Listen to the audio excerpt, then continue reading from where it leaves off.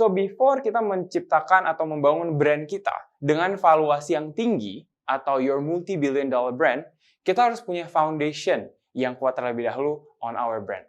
Halo teman-teman, selamat datang di kelas Founder, di mana misi saya ingin mencetak 1 juta founder di Indonesia lewat sebuah video YouTube. Nah, program ini saya bagi menjadi semester yang pertama, ada 10 video di mana saya akan upload setiap hari Rabu jam 8 malam. Pastikan teman-teman subscribe dan juga nyalakan loncengnya. Nah, selama program 10 video ini, teman-teman akan belajar bagaimana membangun sebuah startup dari A sampai Z, mulai dari branding, marketing, sampai finance. Stay tuned!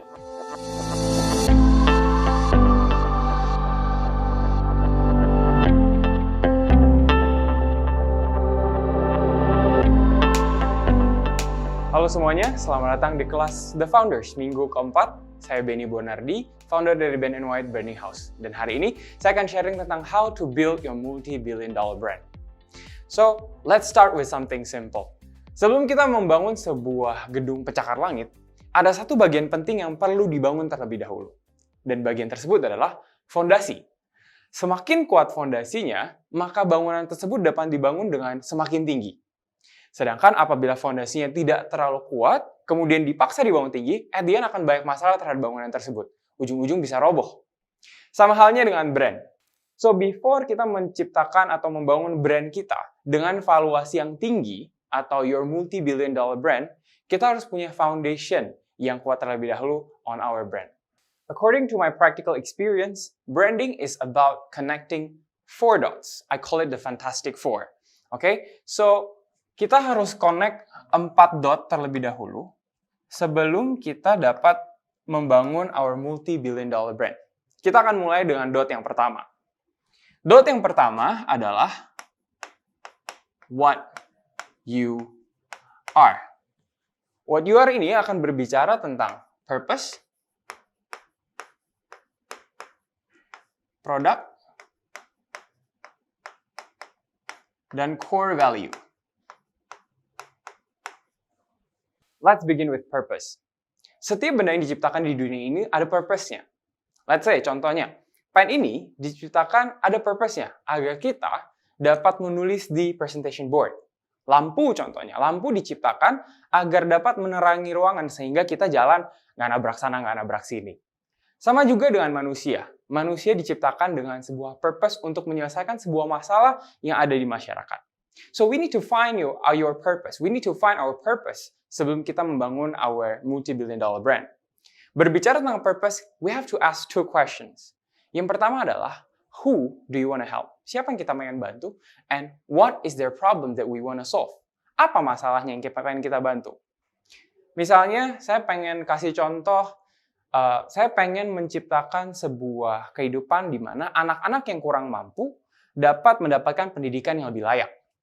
Kalau misalnya ketinggian, let's go with something simple. Sering sekali di kalangan saya banyak teman-teman perempuan saya ngomong bahwa, well Ben, beauty is pain. Oke, mereka melakukan banyak sekali hal-hal yang menurut mereka sebenarnya tidak nyaman, tapi tetap mereka lakukan agar mereka terlihat lebih menarik dan percaya diri. Dari sana saya merasa bahwa saya tergerak untuk solve this problem. Oleh karena itu saya berasa bahwa my purpose adalah untuk menciptakan kehidupan di mana beauty is no longer pain. Oke? So,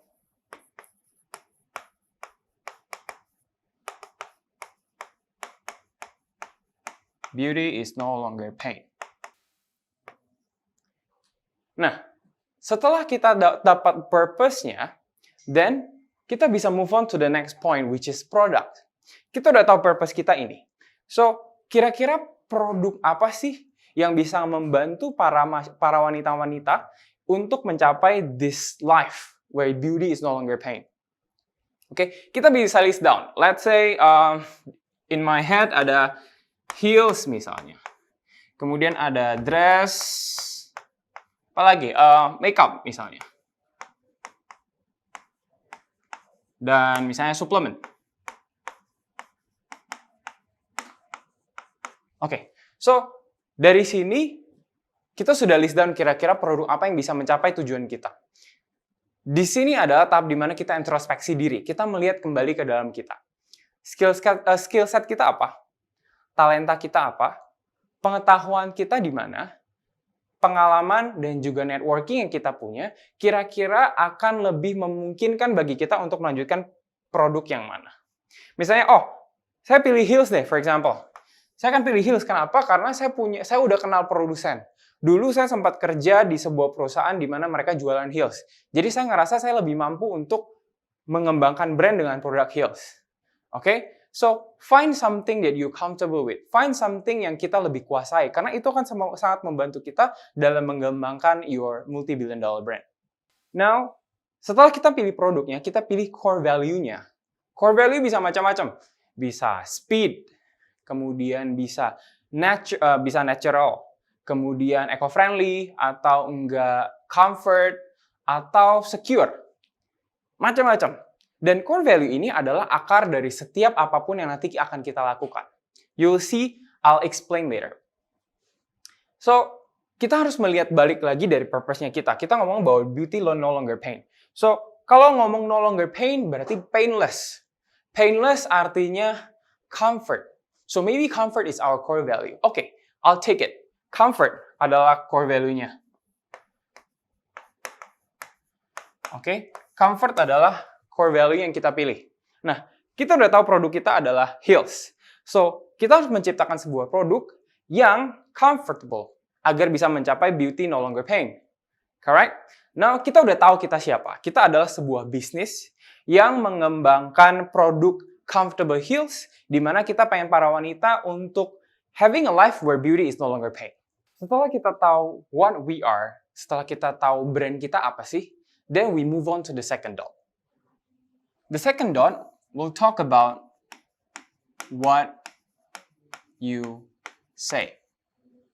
What you say, kita akan ngebahas tentang naming dan juga copywriting. Okay. Setiap brand perlu yang namanya nama, karena para konsumen akan memanggil brand kita dengan nama tersebut. Carilah nama yang memang sesuai dengan siapa kita, yang memang menunjukkan our core value, our products, and our purpose, and also our target market. Jadi kalau misalnya ambil dari contoh ini, carilah nama yang memang dapat menunjukkan sisi comfort dari sebuah hal, yang bisa trigger the comfort emotions. Bisa kita menggunakan barang-barang yang memang terkesan comfortable, misalnya pakai cloud, misalnya kan kelihatan fluffy, so comfortable misalnya, atau cotton or something. Kemudian setelah kita mendapatkan kesan comfort tersebut, kita cari-cari juga sesuatu yang memang bisa merepresent our products. Heels bisa sesuatu yang berhubungan dengan fashion. Kemudian kita tahu target market kita adalah perempuan, dan kita harus mendapatkan sebuah nama yang dapat mengkoneksi semua value tersebut, semua poin-poin tersebut. Setelah kita dapat nama, kita go to copywriting. Tentunya pasti banyak sekali kalimat-kalimat marketing yang akan disampaikan kepada para publik. Apapun yang kita sampaikan, dari itu story, product description, spesifikasi, haruslah berhubungan atau seputar comfort tersebut. Sehingga setiap kali orang baca artikelnya, orang akan mendapatkan satu kesan, yaitu comfortable. Pertama dari copywriting, apakah bahasanya berbelit-belit? Apakah bahasanya tidak mudah untuk dimengerti? Apabila tidak mudah dimengerti, apakah comfortable? Tentu tidak. So, we have to make sure bahwa copywriting-nya juga comfortable, sesuai dengan our core value. Kemudian setelah itu, kita juga dalam menyampaikan product description misalnya. Product description misalnya ada spesifikasi. Kita pakai bahan ABC misalnya. Bahan ABC ini kita jelasin juga at the end harus menghubungkan nilai comfort ini. Kenapa kita pakai bahan ini? Karena kita pakai bahan ini untuk memberikan maximum comfort. Contohnya. Kemudian dalam social media tentunya banyak sekali tips and trick kalau lately diberikan kepada para konsumen.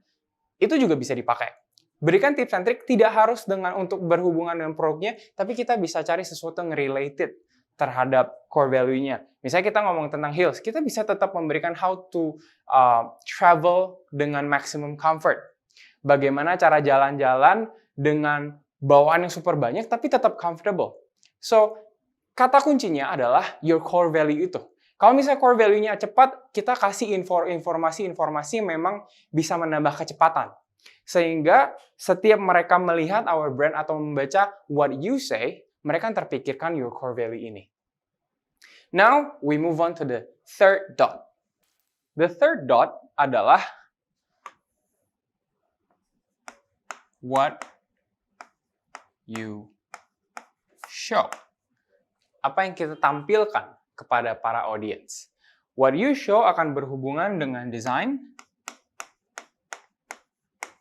and emotion.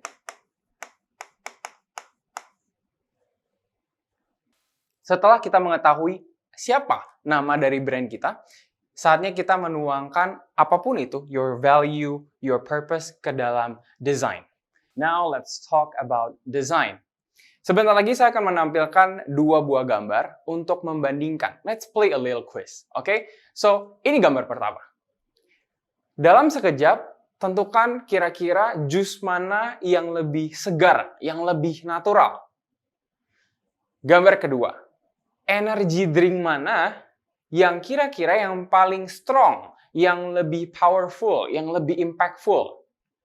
I bet jawaban untuk nomor 1 adalah A, yang kedua adalah B. Design dapat membantu kita untuk menyampaikan our core value dalam sekejap kepada audience. Dari penggunaan warna, logo, font, kemudian elemen grafik, seperti kalau tadi lihat jeruk, kemudian petir-petir dan lain-lain, itu akan menambah sebuah strong element towards your brand, sehingga orang-orang dapat mengerti, oh, brand ini berbicara tentang freshness and natural. Brand ini berbicara tentang baby safe. Brand ini ngomongin tentang environmental safety misalnya, dan lain-lain. Dan di sini kita ngomongin comfort, so find something yang menunjukkan comfort. Pilihlah warna-warna yang memang memberikan kenyamanan di mata. Oke? Color psychology banyak dipakai dalam dunia brand. Misalnya, untuk menunjukkan sesuatu yang eco-friendly, kita pakai warna hijau. Untuk menunjukkan stability, kita pakai warna biru. Kemudian untuk menunjukkan sesuatu yang exciting, sesuatu yang happiness, kita pakai warna kuning or orange. Dan kalau misalnya untuk menunjukkan sisi feminine and soft and comfort, kita biasa pakai soft pink atau soft blue misalnya. So, we need to find the designs yang memang bisa sesuai dengan your core value, with who you are. Dari logo, font, color, dan elemen grafik yang tadi disebutkan. Nah, setelah itu kita masuk ke emotion. Zaman sekarang sudah zamannya di mana orang menggunakan fotografi dan videografi. Menurut salah satu pakar marketing, Seth Godin, dia mengatakan bahwa ada deeper level of wants dalam setiap pembelian barang. Misalnya, saya pengen beli obeng. Oke, saya beli obeng itu sebenarnya saya bukan mau obengnya. Sebenarnya saya pengen dapat mengunci sekrup. Tapi sebenarnya saya bukan cuma mau mengunci sekrup. Basically, saya pengen menggabungkan beberapa parts dari furniture sehingga furniture-nya jadi bisa saya duduki. Tapi actually if you dig deeper, apa yang kita mau adalah the feeling or the emotion of satisfaction karena kita telah menyelesaikan sebuah tugas, sebuah task, dan kita bisa nikmati hasilnya. Those emotions, that final wants, itu adalah hal yang perlu kita jual. Lewat foto, lewat video, tampilkanlah those emotions. Jangan terlalu banyak berkutat di spesifikasi kita pakai bahan A, B, dan C. They don't really care about our specification. What they want to know adalah what is the feeling, what is their emotion after they feel, after they use your products. That's how you show your brand towards your audience. Kita sudah membahas 3 dots, and now we go to the final dots, which is what you do. Dari segi explanation, ini yang paling simple. Tapi dari realisasinya, ini yang paling susah. Karena what you do will talk about make it real. Apapun yang telah kita prepare dari awal, apapun yang kita sudah claim to be, dari naming, dari copywriting, apabila kita ngomong kita sudah comfortable, kemudian dari desain kita sudah menunjukkan sisi comfortable-nya, now it's time for us to make it real. Ini adalah tahap realisasinya. Dari produknya terlebih dahulu, apakah heels-nya benar-benar comfortable di kaki para wanita? Apakah benar-benar tidak memberikan pain sama sekali? Kemudian dari segi proses pembeliannya. Pertama, misalnya dari segi chatting dengan customer service-nya. Apakah balasannya cukup cepat? Kalau misalnya nunggunya lama, apakah comfortable? Tentu tidak. Kalau misalnya dibalas sama adminnya misalnya agak dingin, kemudian agak judes, gak friendly, apakah comfortable untuk para konsumen? Tentu tidak. Kemudian dari pengiriman barangnya, apakah cukup cepat? Kemudian sampai barangnya, apakah dengan kondisi yang baik? Semua itu harus dipertimbangkan dengan melihat our core value ini, the comfort. Okay? So everything that we do harus menyampaikan bahwa kita ini menjual comfort loh.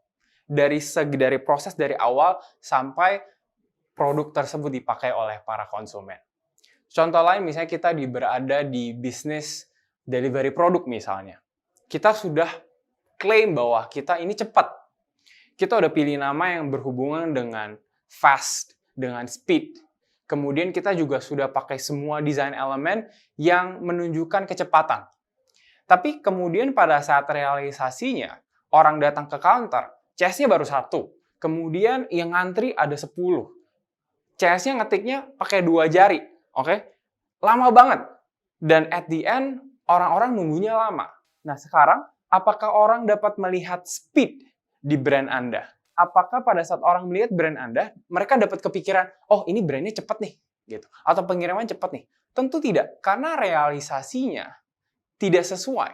So, apabila apapun yang kita lakukan tidak mencerminkan your core value, maka apapun yang kita sudah bangun ini akan sia-sia.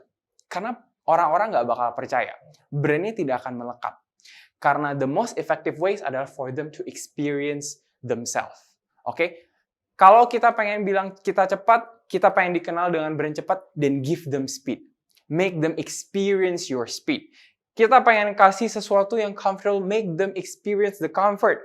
Dari awal sampai akhir, konsumen hanya berpikir, oh this brand is very comfortable. Dari balas chat, dari proses pembelian, sampai ke produknya benar-benar comfortable. Then people would believe bahwa kalian ini adalah brand yang menjual your core value ini. Your comfort, speed misalnya. Speed and stability misalnya. Okay? So, now, you have connected the 4 dots. Once you can connect all these 4 dots, then you have a strong foundation yang bisa membuat kalian bertahan dalam kompetisi market untuk create your multi-billion dollar brand. Okay, so once again, to create a multi-billion dollar brand, first, you need to connect with who you are, with what you say, what you show, and the most important, make it real with what you do. Sekian sharing dari saya, semoga bahan yang disampaikan ini dapat menjadi bekal yang berguna for you to create a multi-billion dollar brand. Thank you.